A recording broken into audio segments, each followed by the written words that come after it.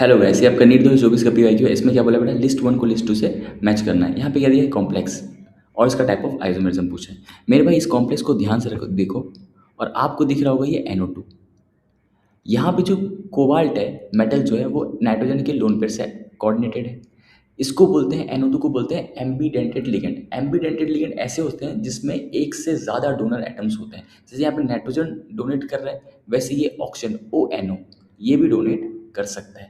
Same complex होगा, लेकिन क्या होगा, लिगेंड जो है यहाँ पे नाइट्रोजन से डोनेट कर रहा है, वैसे ये ऑक्सीजन से डोनेट कर सकता है। ऐसा बोलोगे ये नाइट्रोजन से लिंक्ड है, ये ऑक्सीजन से लिंक्ड है। इसी को बोलते हैं अपन linkage isomerism. Same molecular formula but linkage अलग होता है। जैसे नाइट्रोजन से लिंक्ड है, ये ऑक्सीजन से लिंक्ड होता है। पहले का आंसर ए।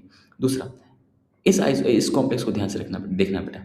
दिख रहा है यहाँ पे, ये जो कॉम्प्लेक्स है, अगर मैं एक दूसरा कॉम्प्लेक्स लिखूँ NH3 होल 5 Br, और ये क्या होगा SO4।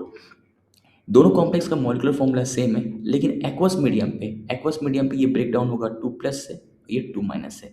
आयंस कौन से मिलेंगे आपको, सल्फेट। अगर इसका आप एक्वस सॉल्यूशन पे भेजोगे तो आपको जो आयंस मिलेगा ये प्लस और ये Br माइनस। तो मॉलिक्यूलर फॉर्मूला सेम है, लेकिन इनके जो आयंस हैं वो अलग होंगे। यहाँ पे सल्फेट आयन मिलेगा आपको, और एक्वस सॉल्यूशन पे आपको ये Br माइनस आयंस मिलेंगे। इसको बोलते हैं आयोनाइजेशन आइसोमेरिज्म।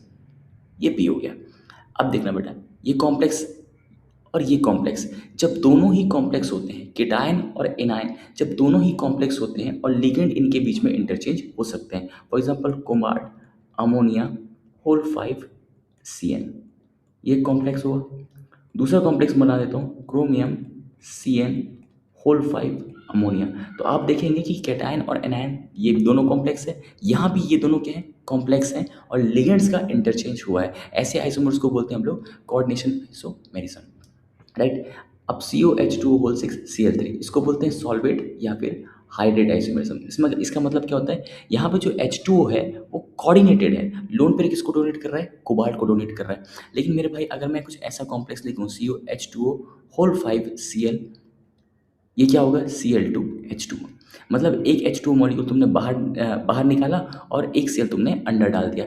अभी भी मॉलिक्यूलर फॉर्मूला क्या है, सेम है, लेकिन जो कोऑर्डिनेटेड वाटर मॉलिक्यूल्स थे वो बाहर आ गए। इसको बोलते हैं हाइड्रेट वाटर मॉलिक्यूल्स। करेक्ट बात है। इस आइसोमेरिज्म को बोलते हैं सॉल्वेट आइसोमेरिज्म या तो हाइड्रेट आइसोमेरिज्म। ये हुआ A का 2, B का 3, C का 4 एंड D का 1। होपफुली आपको समझ में आ गया होगा।